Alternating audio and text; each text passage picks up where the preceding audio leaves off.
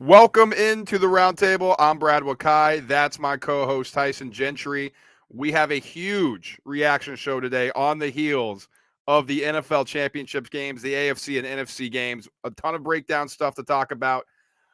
Obviously, we got to touch on the NFL officiating because that's been a whole thing going around on social media, on the TV, things like that. And then we'll give you our very, very early Super Bowl preview as we have 2 weeks still. And if you know anything, we're off this weekend football-wise, which is sad, but a ton of stuff to get to on this show and moving forward as we get closer to the Super Bowl. But NFL Championship games reaction, man, it honestly, if it wasn't for that second game, this would have been a bust of a weekend. Yeah, and if only there was a show out there could have told you exactly how these two games were going to go. I mean, we don't victory lap too much on here, but I mean, this we just about saw it perfect. You had Bengals, but we both had it close. I did a teaser, which covered. But yes, but the other part of that teaser wasn't very close, brother. No, that's because Brock Purdy tore his UCL. I think it would have definitely stayed under 8.5. I think if he's in, but that's why we play the game of football. Yeah, I mean that's the thing today too. It's like Philly was in trouble if Purdy doesn't get hurt or blah blah blah. That's football. That's what happens. You show up and you play the game. And I'm not going to get on Kyle Shanahan for blocking one of the premier edge rushers in the NFL with a backup tight end. That's for everybody else. But I mean that's just typical play action. It's supposed to be a rollout. The problem is when you leave 6 or 7 in to block, and the Eagles rush 4, and they get home right away. Okay, let's say Purdy doesn't tear his ACL there. He was in for a long fucking day. He was in for a long day behind center, and unfortunately, Josh Johnson got the brunt of it. And it would have been nice to see the Eagles' defense get tested a little bit going into the playoffs, because I think that's going to be the narrative now. Is like they played the bum giant, even though Daniel Jones was a $40 million man after that Vikings game, right? And then they played a team with no quarterback, and all that's fair. But we're going to find out because they're playing the best one there is. Absolutely. So let's get right into it. Eagles pound the 49ers 31-7. We just laid out Purdy's hurt. Josh Johnson gets a concussion. So then they have to put Purdy back in, just hand the ball off because they had no quarterback options. Listen, I hear, like you said, the narrative. Well, if Purdy's there, game's different. Sure, I still think the Eagles win. That was our handicap going into the game as we gave out our picks. As we previewed this, the Eagles are just a better team, and at home they're better. And we know the record of rookie quarterbacks in the championship games. It doesn't go very well. Now, what I think you can take away from this game, the Eagles' offensive line and defensive line dominated this football game. It was not a contest. This is the number 1 rush defense in the NFL. We laid that out going into this one. And what did I say? Oh, that's because the 49ers were up a ton too. We don't really know how good this rush defense is because they don't get run on a lot. 1, because they're really good. So teams are like, yeah, we'll just stay away from that. And 2, the 49ers are up, so their teams are going to pass. Eagles said, fuck that. We're going to go right at you. That first drive, they laid the wood. Now, they did have to have some third down conversions. And that big fourth down conversion with classic conservative Kyle Shanahan not throwing that flag. Dude, that's just pissing me off today, too, because it's dude, like that's on the challenge flag. Everyone's mad at the officials as if that's a ref thing. Dude, right. Like in the moment, there wasn't a person watching that game that saw that replay, the one that we all saw from Fox. There was the 2 angles too. Yes, and we all thought he caught the ball. Yeah. But, hey, Kyle, not for nothing. When the guy who catches the ball stands up, gives the no-huddle signal, and everybody sprints to the line, call a timeout. Like, he didn't call a timeout in 60 minutes of football. Throw the challenge flag onto the field. Like, that's the difference. Like, okay, so that's a 7-point decision. And then on the flip side, Nick Sirianni throws the challenge flag right away on the Purdy fumble. Granted, the Eagles don't score there, but that's the difference in the organizational philosophy as far as being aggressive, staying aggressive. One of these coaches went for it on 4th and 1 from his own 30 in a 14-7 football game, and the other one didn't call timeout in 60 minutes. The other one, the only time Kyle Shanahan's ever been aggressive, though, at the end of a half, backfired pretty heavy. I was going to say he's never going to be aggressive at the end of the half ever again because Johnson fumbled that football. Like he could have, and maybe it is going to be Tom Brady next year, who knows, but he could have Brady in his prime, Mahomes right now, and Shanahan's still running the football for the rest of his life. We're taking a couple of these. By the way, dude, Josh Johnson's 36. He might be the most youthful looking 36-year-old person I've ever seen in my life. I know, especially when you consider how much he's moved around too. Jeez. I mean, it's probably good money though.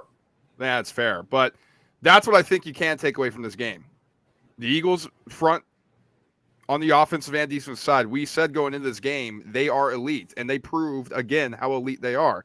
Nick Bosa, 0 pressures. And Jalen Hurts scrambled a bit. I mean, so maybe 0 pressures is not fair, but Jalen Hurts was untouched inside of the pocket. Like, he was given time by his offensive line to be able to get the ball out when he needed to. Now, I didn't think Hurts was very good through the air. This is also a windy game. You also didn't really need to be good through the air, like, once again. So I hear the question marks. Well, how good is this offense? Is Hurts' shoulder all right? Like, he was missing throws. When you have a limited sample size and you miss just a couple of these big ones, like, that's going to stick in your mind a lot more than when Mahomes and Burrow are throwing the ball 45 times a game and you kind of forget the ones that Mahomes and Burrow miss. So I do think that's a little bit unfair of a narrative surrounding Jalen Hurts, but he did wince a little bit a couple of times with his shoulder. I think there still is some pain there, but we have 2 weeks to get him ready. We have 2 weeks for that shoulder to heal a little bit more, and the Eagles will not face a better defense than they just did against the 49ers on Sunday. And that was Jalen Hurts. It wasn't his A game. It wasn't really his B game. That was maybe the worst passing performance that Jalen Hurts has had this season. And by the way, this is all Eagles fans know. This is what he was a year ago. It was like, oh, Jalen missed the deep one by just this, and it's there. You know it's there. But this is what he looked like a year ago. And so for Philadelphia to come out and run for their average, let's not get that twisted. They didn't have an exceptional running game. They just did what they do to everybody. It didn't matter. They identified what was working, and then they just do what works until you stop it. The threat of Jalen Hurts was able to freeze Fred Warner. We all saw that play as he stood still. And the only other person in the league really that's able to do that is Lamar Jackson.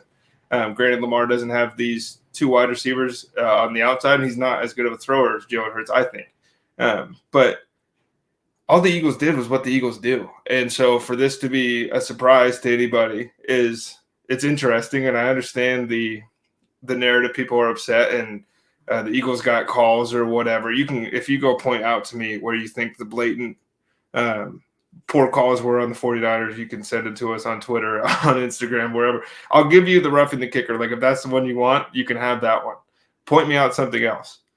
Point me out where the Eagles were clear hands to the face on that one, clear defensive holding, clear face mask on the sideline. Like, I get it's pissed because they're in big spots, then don't commit the penalties. And this is something that we talked about too, is the 49ers have gotten away with a lot of handsiness on defense, and then it all caught up to them at once.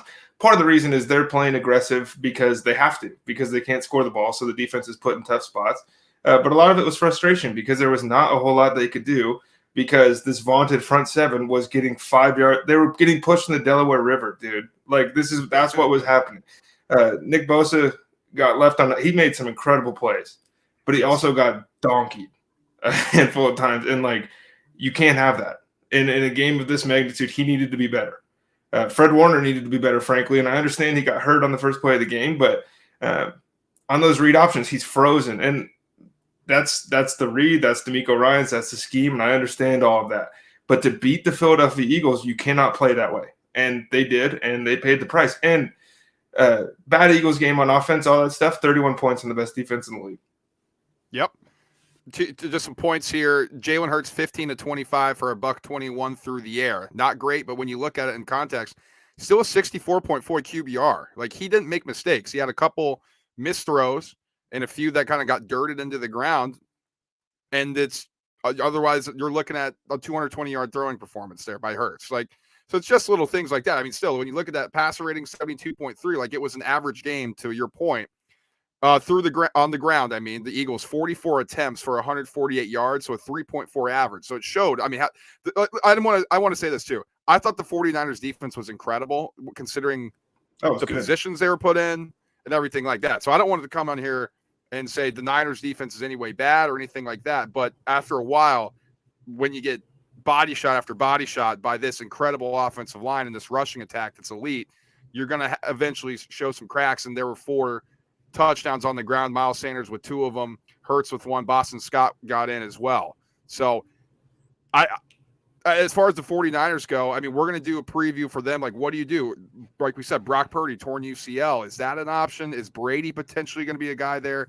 I mean, now do you even consider bringing Garoppolo back? Does he want to come back? That's something for a later date. Bro, with Jimmy smiling and laughing with Trey Lance as you're down 24 points in the NFC title game, I'm cheering actively against you, and that pissed me off.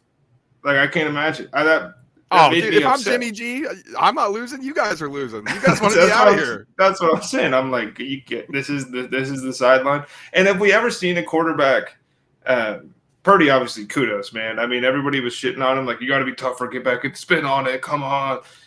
The guy couldn't throw. He couldn't grip the football. But he's standing there on the sideline, and it's 50-50, it seems like, whether he's coming back in the game. My only issue with that is and I don't know where the hell you go do this, if you do this in the tunnel or what, but he's warming up throwing the football directly adjacent or across from the Philadelphia Eagles, who are seeing him throw the ball 5 yards with no zip. And then he comes back in the game.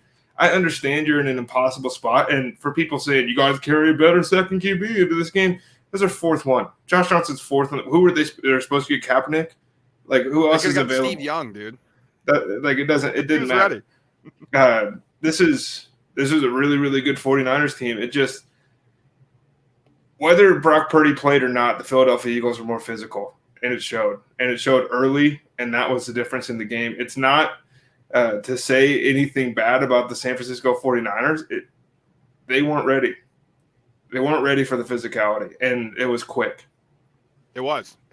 So, well, like I said, we got a lot to discuss about the 49ers on some future podcasts. Eagles, clearly we'll be discussing more about them as they play the Chiefs in the Super Bowl in 2 Sundays from now. So let's talk about that game now. Now, Chiefs, walked off the Bengals. They hit the game winner with about 4 seconds left, 3 seconds left, whatever it was, to beat the Bengals 23-20. Mahomes was incredible. 326, 2 touchdowns. Kelsey was dominant. I thought the most impressive thing about the Chiefs is it seemed like their skill position players just kept going down, and it didn't matter because Marquez Valdez-Scantling stepped up. You had some of the backups guys step up and make big catches, and then you have your bread and butter. Kelsey, Pacheco was great out of the backfield, and they did just enough. I want to stress that very clearly. It was just enough. Like, I feel like the way we're talking about this, Mahomes was fantastic and everything. The Bengals literally had a shot to go down the field and kick a game winner, and we're talking about 2 completely different things here. And they couldn't get over the hump, quite honestly, when they were pinned back within their own 5. They just ran out of runway. Like, they just couldn't put together enough first downs. Eventually had the punt, and the next thing you know, we're talking about the Chiefs back in the Super Bowl, 3rd time in 4 years. So I want to make that very clear. I feel like there's a lot of narrative going on right now, like, oh, of course it was going to be the Chiefs. Like, let's not get twisted. The Bengals were in this game. And they were in it until the end, but this is what these 2 teams do. Like, this is the Bengals play in the AFC North, and they seem to bring the Chiefs there every time they score off because these are physical, fun games. Chris Jones, probably the best player on any of the teams that suited up on Sunday. This is his best playoff game, and the best playoff game by an interior rusher in like a long time. Like, this was Aaron Donald stuff that he was doing. So that was incredible.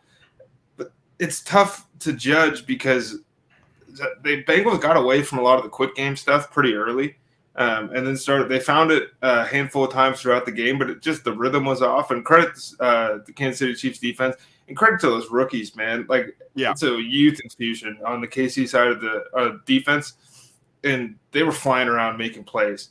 But to me, the difference between Patrick Mahomes and everybody else is the anchor ball that he threw to Marquez Valdez-Scantling while he's in the air being sandwiched by 2 people that somehow Tony Romo misconstrued as a bad throw, right? Romo wanted him to lead it to the safety in the backside of the end zone. That's a pick. He threw an anchor ball. He sat him down, and maybe it wasn't perfect, but it was just about as close as you can get. And that's what won them the game is Pat Mahomes has been so good at picking his spots this year, and this is a game, don't get it twisted.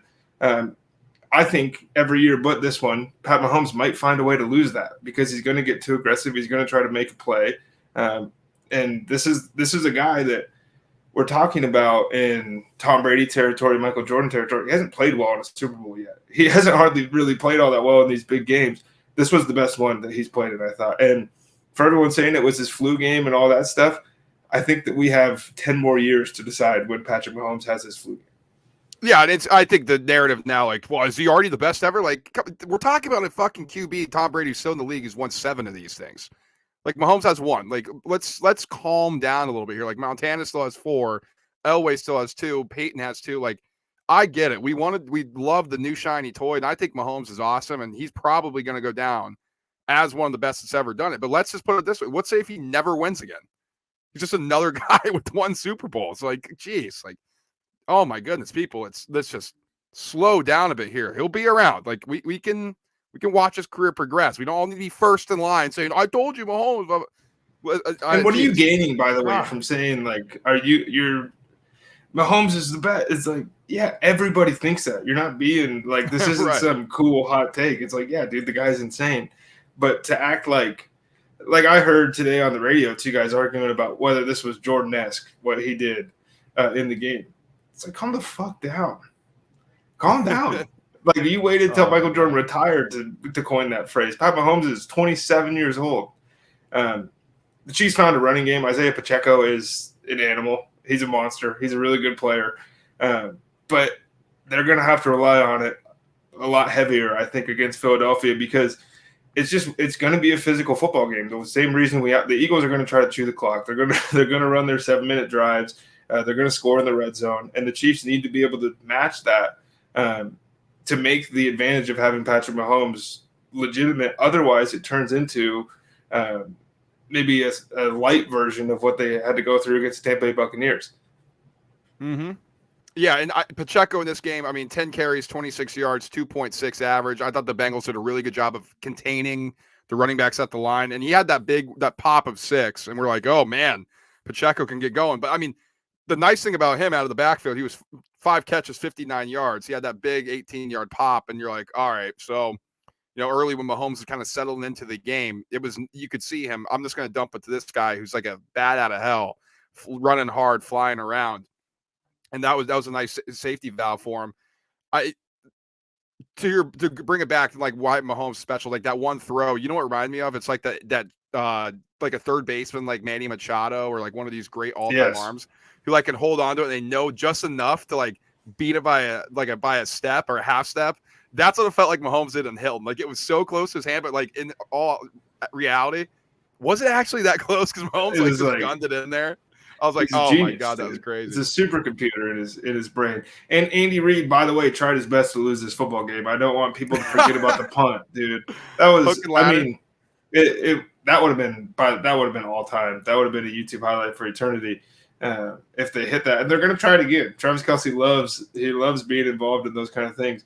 But when Andy punts on 4th and 8, you don't think you're going to get the ball back. It just kind of, they were, I wouldn't say lucky, but they were fortunate, and they were really fortunate they didn't get a couple penalties thrown on that drive to extend it for the Bengals, and it ended up working out. But, Brad, when the Chiefs got the ball back with 40 seconds left, was there any part of you that didn't think they were going to score? Well, I mean, when Sky Moore took that punt for a long way, I was like, well, this game's over. Like, all you need is like 15 yards, and this game's done. And it's pretty much a bummer that the best linebacker on the field yesterday is the story.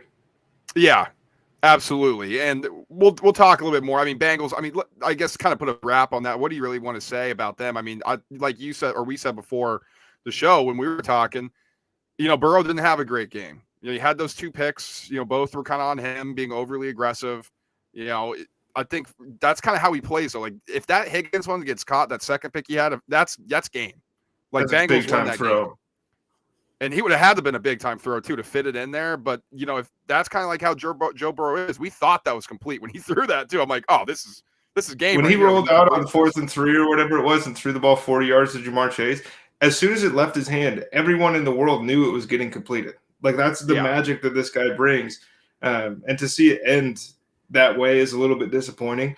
But the Patriots and the Chiefs and teams like that have screwed up our perception of how hard it is to get to 2 of these things in a row. To even be playing in 2 AFC Championship games in a row is really difficult. So hats off to the Bengals. They just lost to a better team. Yeah, I mean, ultimately the downfall too is their offensive line, which was the question mark and which has been the question mark surrounding the Bengals and this franchise for the past 2 years, once again comes up short in the biggest moment when you need him to be great. and they could overcome it last year against the Chiefs. This year, Spagnuolo did an excellent job. You shouted him out of game planning. They moved Chris Jones around, knowing he's their best piece, and got single matchups with Frank Clark on the outside on the other end. And it was just hell for those three backups that the Bengals were throwing out there. And it was early and often, too. Like, Burrow was sacked like 3 times in the opening 2 drives. It was like, oh, God, it's going to be one of those. And they were huge chunk losses. Like, he wasn't getting tackled 3 yards behind the line of scrimmage. Zach Taylor, man, we love you. Figure out how to run the football.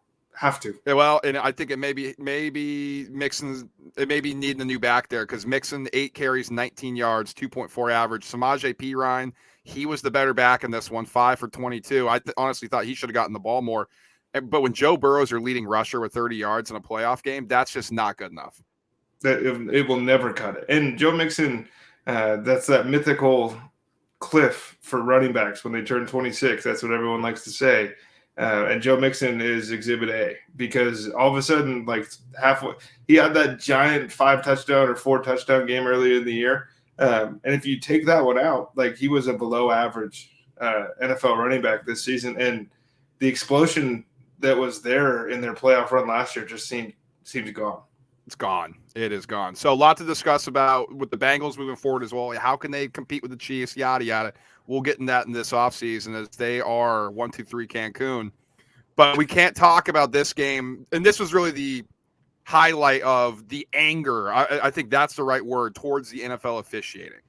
And I'm going to go on record and say I do not subscribe to this idea that the NFL is rigged, or that the outcome's already decided, or that the NFL wanted the Chiefs in this game, or it's all with my own eyes. Right. Like, I watched this game. Did you watch it? I'm like, yes. Like, there were bad calls. Like, I don't think that means that a multi-billion-dollar league is rigged. Like, come on. So, but I think we'd be remiss if we didn't discuss it. Like, there's legitimate anger from people who watch the NFL and who love the NFL at what they're watching, because it felt like the Chiefs were getting so many beneficial calls. That redo 3rd down, which nobody's ever seen before. Now, of course, they're like, well, look at the ref. He was running or waving his hands. It's like, yeah, but the play happened. And you can't just go back and be like, oh, wait. Because I guarantee if the Chiefs got a 1st down, they would not have said, nope, got to go to the 3rd down. I guarantee it. I don't care what anybody says. And then the holding on Eli Apple, sure, again, Mahomes is sacked in a second and a half. Like, I'm like, come on. I don't know about this one. And then you just kind of go through the myriad of things. Like the Chiefs. Burrow 2 seconds after the play. Game. Burrow gets hit, and you're like, okay, late hit there. It's literally a drive before Mahomes got hit out of bounds. When they call that Joe Mixon got blasted out of bounds. I get it. He's on the 5-yard line. But if you're going to do the letter of the law thing, that's a penalty. Just inconsistency after inconsistency. And the officials, before I let you jump in here, if the one thing I say every single time, because whenever there's an exciting play in a return, whether it's punt or kickoff, I know it's coming back because there's a flag for holding or blocking the back. Oh, the one time that there's not a hold for blocking the back or hold or blocking the back was when the Chiefs had that big run back with Sky Moore, when there's a blatant block in the back. I'm like, that's pretty crazy. Guys, come on now. And so that's where I think people get pissed, and that's where people get frustrated. And whether it's one of these, I'll call them idiots who are like, NFL's rigged, you don't know anything, you're stupid. Or if it's people, I think you and I are just like, this is extremely frustrating that instead of us all talking about, man, what a great game that was, man, and I can't believe Mahomes, pulled it off again. Burrow was so close. It's, wow, the Chiefs got a lot of favorable calls in that one. You led off by saying multi-billion-dollar business corporation, whatever you want to call the NFL, and that's what it is. And so for me, it's the little things that bug. Like, I understand human error. I get it. These guys are in an insane amount of pressure. There's 100,000 people screaming at you. Everybody's pissed. You're wearing whatever the hell little fuzzy ball the ref in the Chiefs. I don't know what he had on his neck, but that was interesting. I get the human error part, and I get that you get caught up in the game. And so to me, it's like, I'm not overly upset about that. I understand if you're a Bengals fan, you're pissed. I would be pissed if the Eagles lost that way. And frankly, like, it shouldn't happen. But the fact we have a chip in the ball and we still use 65-year-old men to run chains, and we can't tell when the ball gets over the goal line, and we don't know if the punt hit the wire, and we have 150 cameras, but we can't get the expedited review in time to blow down. Those are the things that need fixed first. That is so straightforward and so simple. Bro, we have a chip in the football. Already. Why do we have chains? Why? What is even the point? Like, so can we get full-time officials? Why are these guys 60 years old, halftime? They're lawyers in the offseason, and then they come in. Let's get full-time officials. Let's run this thing like how soccer has it, as far as quick replays, things like that, to show offside. We don't need the chains, dude. We don't need pylon cam and all that stuff. The ball should tell you when it's in the end zone. If you can chip the football, you can chip everything else. That needs to be taken care of first. The human error stuff is always going to exist. And frankly, if it didn't, people would be more upset, because then it's the same thing as robot umpires in baseball. Because the second you take out that human error, it becomes a lot less fun. We don't have anything to complain about. That's what the referees are there for. We want their heads on sticks at the end of games. And that's like, some people get off on that shit. You go on Twitter and it's like, oh, yeah, all they've ever posted are NFL stuff. To me, fix the easy stuff. Figure out the hard stuff with full-time officials, guys who really love the game. I don't understand personally why a line judge can't be a former offensive tackle. Why somebody monitoring the secondary can't be a former defensive back or wide receiver. Those seem like no-brainers to me. And, dude, Carl Cheffers is ref in the Super Bowl. He's led the league in penalties thrown 3 years in a row. People are going to be pissed. Oh, it's gonna be crazy if it's a flag fest. Like, people are gonna be upset. It's gonna suck. I mean, it's already a 4-hour event too. First of all, I do want to say though, remember the NFL did initially hire full-time officials after what was that the whole refereeing thing, and remember they had the stand-in officials. The replacement officials, yeah, whatever it was. That was insane. And so they did float that idea and kick it around. And I did think they did it in like 2018, 2019. I need to get an official. Maybe I'm behind. I'm reading it right now. Al Riveron put full-time officials program on a hiatus. This in 2019. So I know they kicked around that idea. I don't know the exact reason. That's something that we can discuss. And I do want to, maybe we do another video, how do we fix NFL officiating? Because I know NFL people or Americans are going to hate this in general. Soccer does a lot of good stuff with this replay that they used to be super bad at, and they've done a much better job. But I agree with you. It has to start with the easy stuff first, so you can build to that more difficult stuff.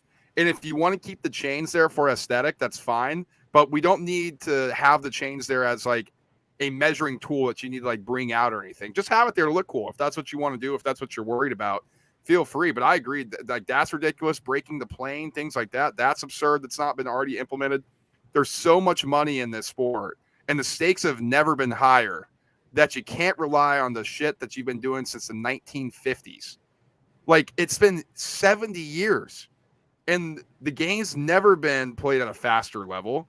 The game's never had more money poured into it, and more people have never been invested. Like, this stuff needs to be thought out and like attacked with an actual passion by Roger Goodell, by the owners, by the NFLPA, and by anybody else involved at the NFL corporate level. Like, this, it's ridiculous that it takes teams getting, for lack of a better term, screwed week by week. I'm not just saying this game. I'm saying you can look at all the games every for the past year. It's every week.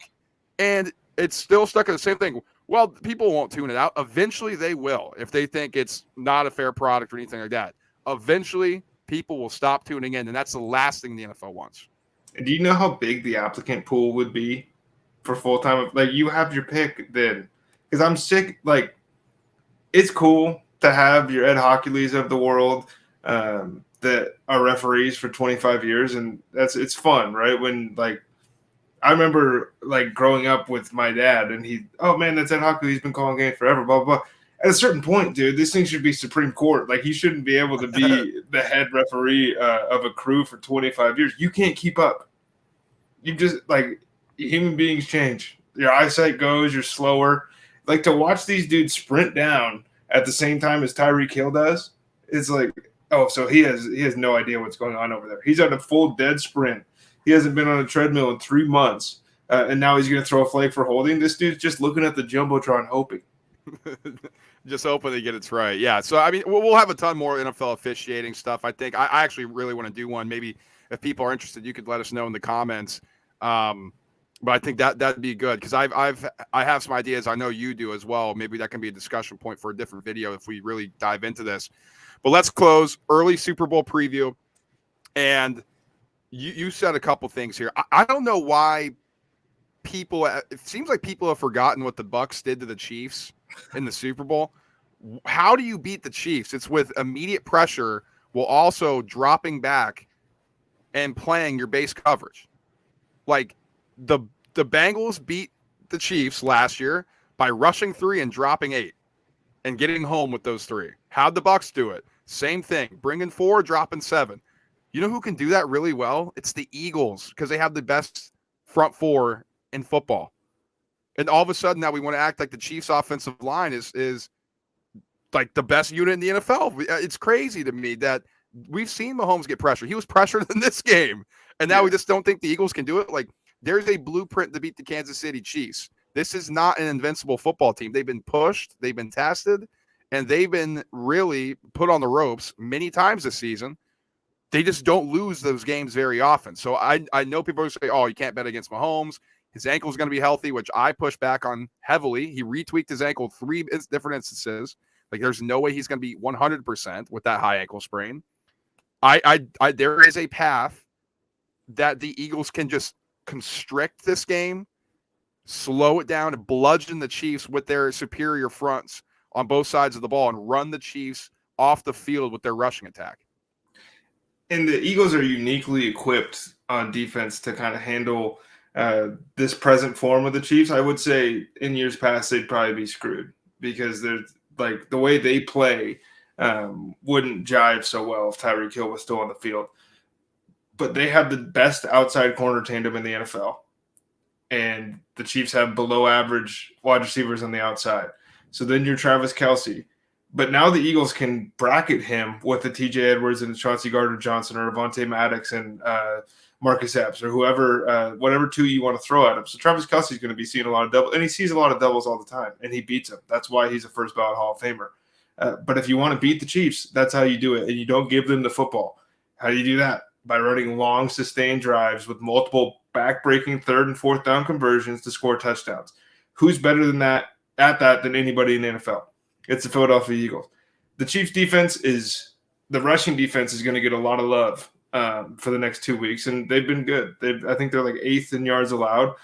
Part of that is because most people are scared shitless when they get down 14-3 to the Kansas City Chiefs. That's part of it. That's the way of the road, so to speak. The Philadelphia Eagles are the best red zone offense in the NFL. The Chiefs' red zone defense sucks. That's where the game's going to be decided. And to be honest with you, dude, I feel like I'm 100 years old because all season we've been saying the Philadelphia Eagles play football the way football was intended as far as roster building. Everybody else finds the quarterback and goes other places. The Eagles built the team and found a quarterback. And 1 through 53, Kansas City doesn't match up very well. No. But they have the one. They have the one. Right. That's the thing. And I mean, I'm saying this wearing my Eagles hat, so you know it's official. Andy Reid's never won a big game with the Philadelphia Eagles on the field. No, he is not. He's been close. I mean, he won he's won an NFC Championship game. We know that, but then it unfortunately didn't go well. And also, Terrell Owens was puking because he was hungover, and Donovan McNabb was puking because he was hungover, and he was nervous. T.O. was coming off a broken leg. Say whatever you want. Yeah, so it's going to be a great Super Bowl. Give me 2 storylines you think are going to get beaten to death in the next week.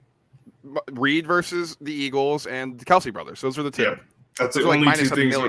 That's the only 2 things we're hearing about for the next month. And honestly, dude, I mean, selfishly, we're excited for it because it's about time that the national narrative and media kind of caught up with how good Jason Kelce is. He's taken a backseat to his brother, and he gets shout outs here and there. But this year, it's been the Jason Kelce show, so that'll be nice. But by talking about Jason Kelce nonstop, you forget that Lane Johnson's going to probably go in the Hall of Fame too. You forget that Jordan Mailata's top 10, top 5 at left tackle. Landon Dickerson, if he's healthy going into this game, which it sounds like he is, he's a top 10 right guard. Isaac Sayamaw is top 10 left guard. They haven't dealt with too many dominant interior defensive linemen. They handled Dexter Lawrence fine every time they've played him, but Chris Jones is better. He's just better. And Armstead, they handled Armstead. They kicked his ass. He blew a couple plays up, though. It's just Dre Greenlaw was nowhere to be – like, that dude, man, all that talking all week, and that's how you show up to play? Yeah. I mean, outside of punching the ball 3 times after the whistle, like that's when his name got called. So the Chiefs linebackers have to be all over the place. They have to be ready to play. And you can save it with the experience stuff because the Eagles have as many Super Bowl champions on their roster as the Chiefs do. This is going to be a lot worse of a football game, I think, than people are ready for. I'm interested. We'll talk betting markets down the line a bit. I mean, if you haven't been following that, maybe you can contact us on social media and we can take that off of this. We just want to talk football on this one. I do think the one thing that concerns me, Chiefs matchup wise, the Eagles, they haven't faced very many top quarterbacks this year, and obviously Mahomes is number one. And the split is when they face a top 16 offense in the NFL, it's not very favorable for the defense. Now, this is analytics. This is things like that. The Eagles have also dealt with injuries in their secondary for a good amount of the season. All 22 starters are healthy right now. And I know people are going to point to last year. Well, look what the Chiefs did to the Eagles last year. Are we seriously looking at that was closer than from last season too? Like last season, Tyreek Hill's not on the team. CJ Gardner-Johnson wasn't there, and Bradbury wasn't there. Like, what are we doing? And so that narrative is funny to me because it's true, right? The top quarterbacks ripped the Eagles up, and that most of that's a product of last year when the defense was talent depleted compared to this unit. Jonathan Gannon's defense is built. You're not going to hit the big play on us. And this is the only year in Patrick Mahomes' career, I think, where he's super comfortable with not having to hit the big play. But that dude's going to get antsy. They want one. They have to have it. It's like a staple of their offense. Kadarius Toney banged up. 2 weeks is huge for him. 2 weeks will be huge for MVS. 2 weeks will be huge for Juju. Because, I mean, we're degenerates, but I'm Googling players last night. I'm like, who the hell? Who is this guy catching passes from Patrick Mahomes? So the Chiefs benefit from the 2 weeks far more. It's just – and the other thing I think that's a little bit concerning, but not truthfully really, no true dual threat quarterbacks ever won the Super Bowl. Jalen Hurts would be the first. Doug Williams? He didn't run like that, though. Yeah, not like Jalen, I guess. That's fair.